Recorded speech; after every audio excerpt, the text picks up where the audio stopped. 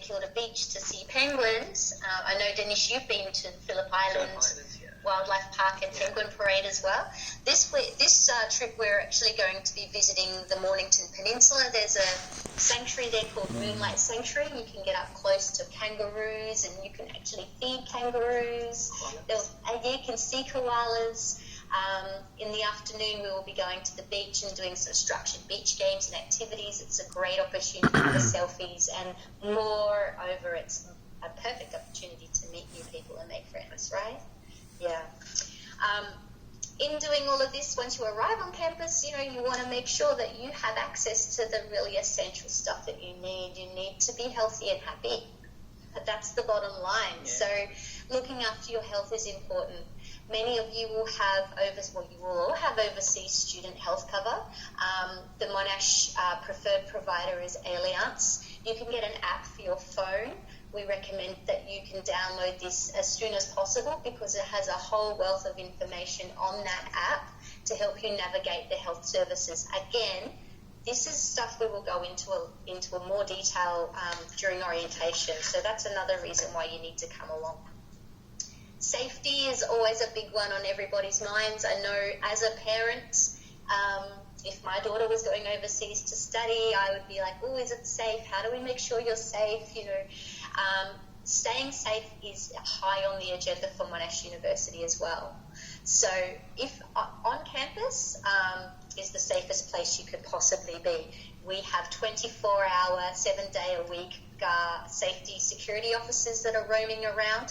There's a shuttle bus that you can take after hours, which will shuttle you within a 2-kilometre radius to your house. There's security escorts, and there's constant CCTV footage and patrolling. So you can even contact a security escort if you need to walk to your car or walk to the bus stop, which is fantastic to know.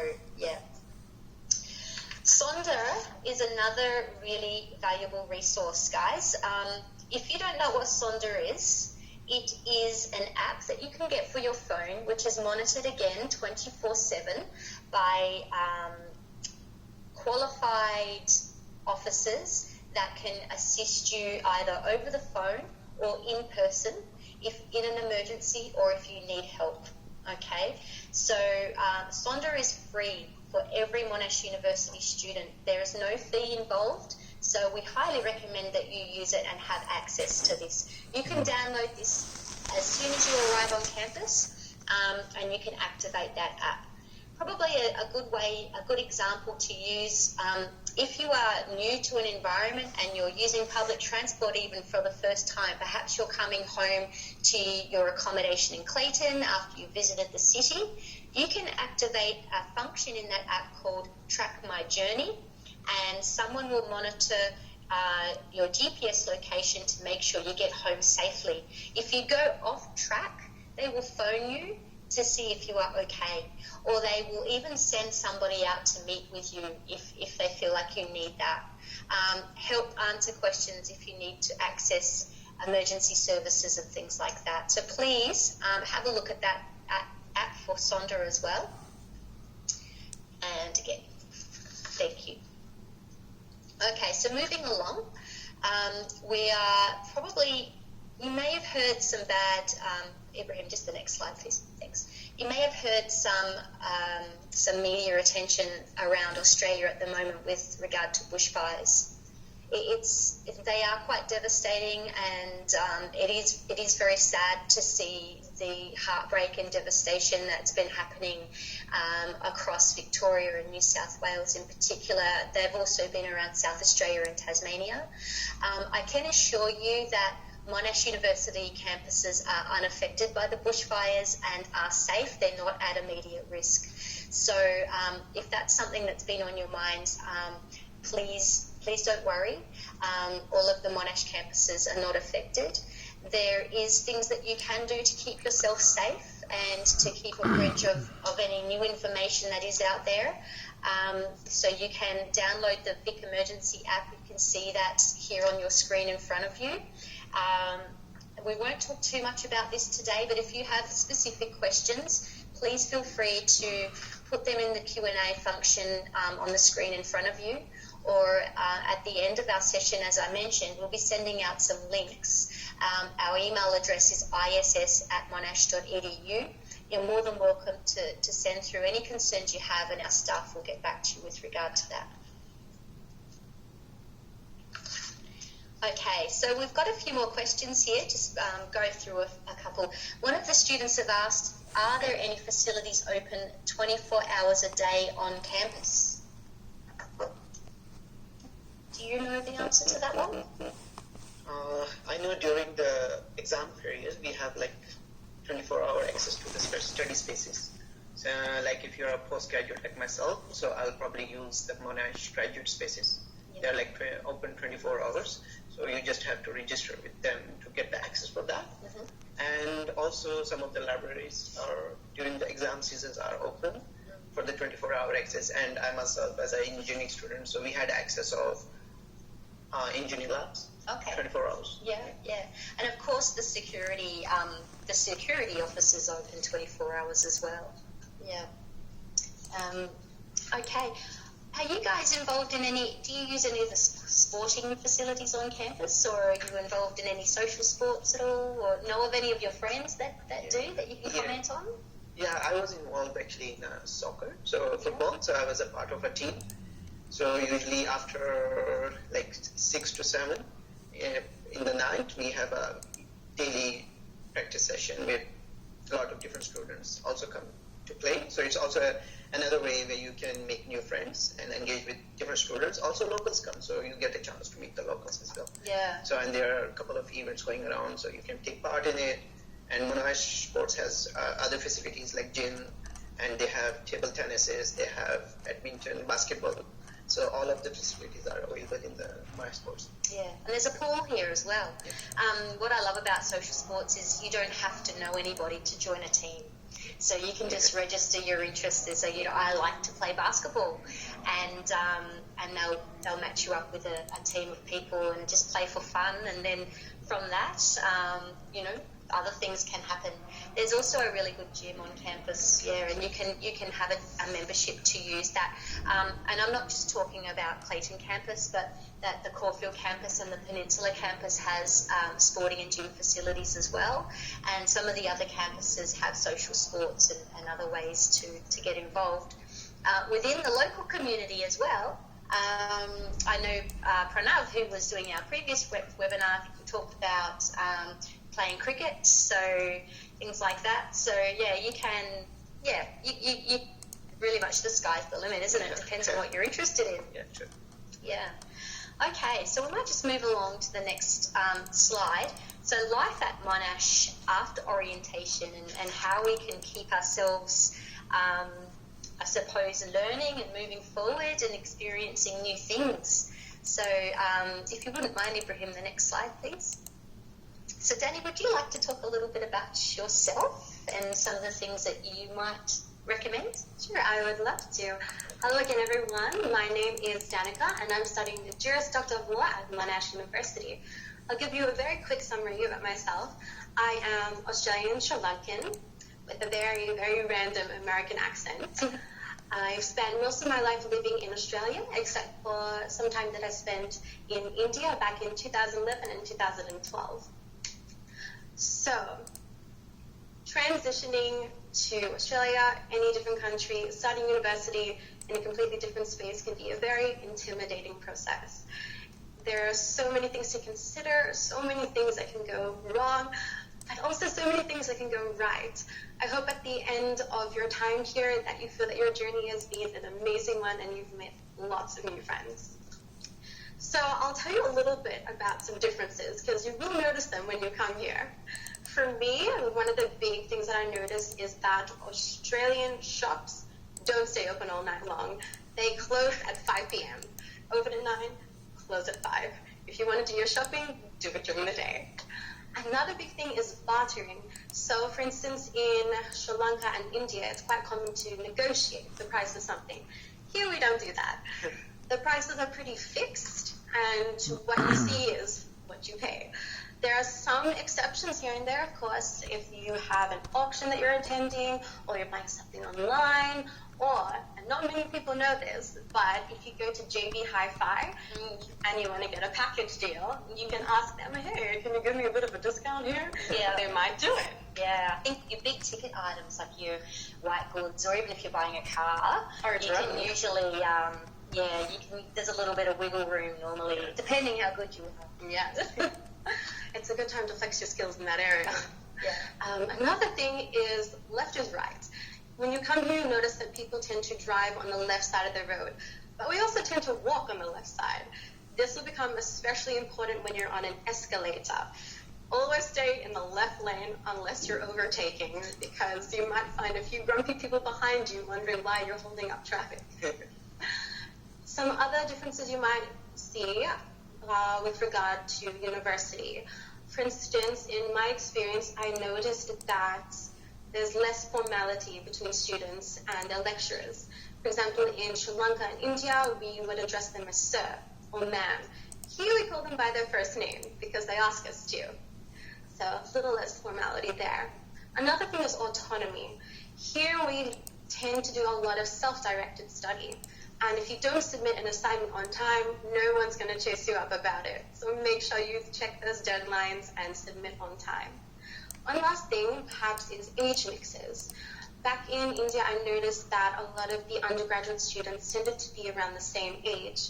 Here we have a vast array of people joining us. We might have someone who just finished high school and they went straight into university, or we'll have someone who's a mature age student who has a family and decided they wanted to start university. So that's perfect advice. I think Monash is so very multicultural, isn't it? And so diverse in terms of its student population, which is one of the wonderful things about being here. that is true. Everyone fits in. At Monash, you belong. Yeah. So I'll give you a few quick tips and advice. I divided them into 3 categories. The first is how to make the most of your time in Australia. I highly recommend traveling. If you can't do it all over Australia, that's okay. You could do it in Melbourne. You can go to the Great Ocean Road, which is super popular. You can go to Werribee Open Range Zoo. You can go on a safari. There are so many different things you can go do and so many places you can go. Food and events. As we said, Melbourne is super multicultural. That means we have food from all over the world in our shops and cafes. So definitely check them out. Events, we have them throughout the year. For instance, White Night, which is much more colorful than it sounds. We have a lot of light displays throughout the city that you can see and interact with.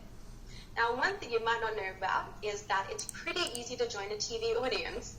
If you sign up online, you can just get in an audience. You can be on TV, and they always give you free things. When I went on one show called Family Feud, I got a free voucher to the Pancake Parlor, which was nice. I like pancakes. Me too. Another tip would be in regard to how to make the most of your time at Monash. Now, I will emphasize this to infinity and beyond, but volunteer. It is an amazing way to make friends. It's actually how Danish and I became friends. It's also a great way to boost your resume. So employability is something that I know a lot of students think about, something they want to improve. And that's a great thing to do through volunteering because you develop a lot of transferable skills. Classes. Definitely attend your classes. You might be tempted with the recorded lectures to skip, but I highly recommend going. You get to see all your friends, you get to make new friends, and you get to really engage with the content. Also, don't stress. I know that's easier said than done, but there are so many people here who know what you're going through, who really want to support you and help you through your time here. Now, how to save money. We touched on this earlier, so I won't cover it in too much detail, but you can check catalogs online and you can see what's on special. So, for instance, I don't buy my pasta sauce unless it's $1.65 at Woolworths. Fruit markets. If you like fresh fruit and vegetables, definitely go to the independent grocery stores or the fruit markets. They tend to be cheaper than the supermarkets like Coles and Woolworths. MSA. If you want to save money on campus, definitely volunteer with the MSA. you can generate volunteer points that can be converted into credits that you can use to buy food and other great things. So MSA is Monash Student Association, and there is a student association at each campus. So likewise, Monsu for Peninsula and Caulfield. Yes, definitely. And Kmart we touched on, it's a great place to go if you want to get cheap stuff. And op shops, especially the salvos, they have a special on Wednesdays where it's 20% off for students. So just flash your card and they'll give you a discount. Yeah, I guarantee I find the best things at op shops. So if you're from a country in particular that doesn't really experience winter, perhaps, you can buy the warmest jackets, and they actually look really good from op shops, and they're so cheap. So thank you so much for that. Danish, have you got some ideas that you'd like to share, and perhaps just tell us a little bit about you? Okay, so hello everyone. So my name is Danish, and I'm from Pakistan. And I'm here as you guys would be as an international student. So I came for a Master's of Advanced Engineering. My majors was Chemical Engineering.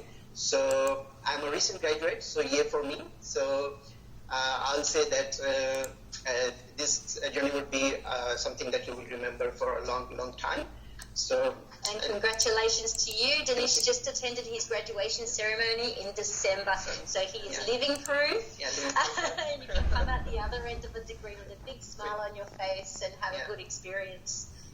Thank you, Danish. Next slide, please. So I'll share some of my experience. First of all, I'll tell you that I arrived 1 week late over here, so those who don't have a visa yet and they're still waiting, so don't get panic or something, because I survived that. You guys are going to do as well, because I missed my orientation, which was okay for me, but I'll say, I give you a tip that do your homework, know that what you have to do, and in terms of lectures, if you have a missing lecture, don't panic. You have everything is recorded, so you just check your emails, because over here what is a trend that professors tend to email to every student. So you need to make sure what's happening, where we are. So in terms of that, you can catch up pretty much easily. And in terms of community engagement, you have volunteering and you have sports, and we have a summer fest, winter fest, which were like my favorites at Monash. And when you come, I'm sure you'll enjoy it. Look, guys, we could just keep talking and talking and talking. There's obviously so much we can talk about. Just to wrap up, can you guys talk a little bit about, or perhaps even draw on your own experiences about what it was like when you first arrived in Melbourne, and perhaps for yourself, Danny, when you studied overseas as an international student yourself, did you go through a period where you may have felt a little bit homesick, or there's a slide in front of us here where students go through a transition curve, studying in a new country, and quite often there is a period of adjustment. Do you remember that? Yeah, so I remember one time it was when I came, so after 2 to 3 weeks, I was like a lot of homesick, because I was first of all living with the people who I don't know who they were, so they were like complete strangers to me. But how did I manage? So the best thing is to interact with the people, make new friends, and over here people don't mind if you interact and say hello and ask how you're doing and everything. So that's how you get to know each other, and that's how you make friends.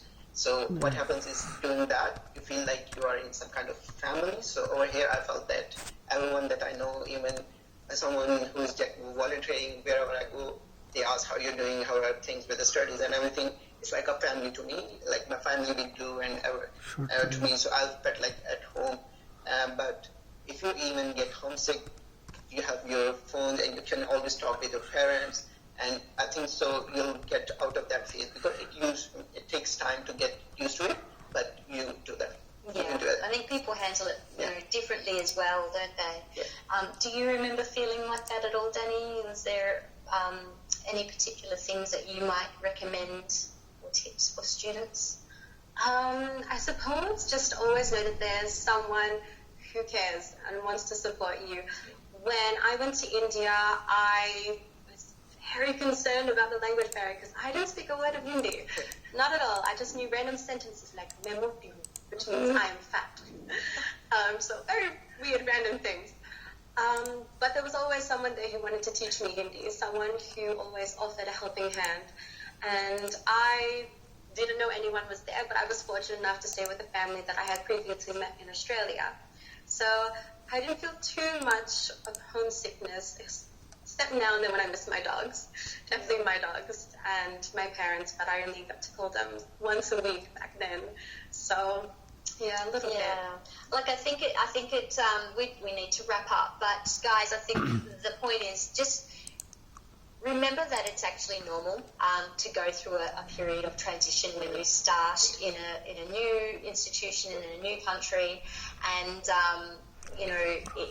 there's lots of support, lots of help out there. We have counselling services, and in terms of helping understand Australian English and Aussie slang and just Australian customs, there's a fabulous service called English Connect. They can help you with your academic writing, and they can also help you with some social programs to make new friends, and there's a safe place to make mistakes. So thank you for joining us today.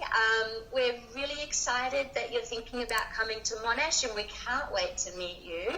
These guys are going to be available in February for orientation, so if you like some of their ideas and tips, you'll be able to talk to them in person when you arrive here in February. But in the meantime, we'd love to hear your thoughts. Please complete this survey. We will be sending out to all of the students that have registered to attend our webinar. If you're tuning in with a friend and we haven't got your registration details, please email us at iss@monash.edu, and we will follow up that way with sending you out the survey and answering any other questions that you might have as well. So thanks again for joining us, and all the best. Bye. Bye. Bye-bye.